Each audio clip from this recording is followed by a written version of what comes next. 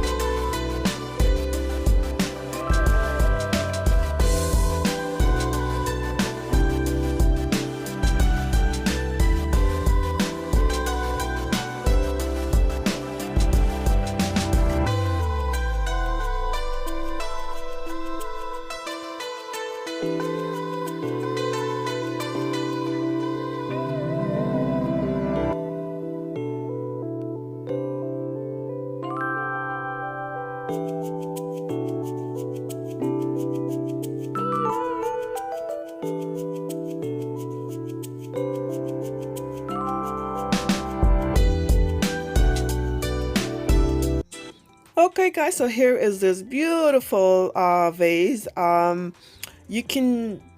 don't have to add the base. You can do it without the base. The silver leaves from Amazon, the silver trim from Amazon, also the vase from the thrift store.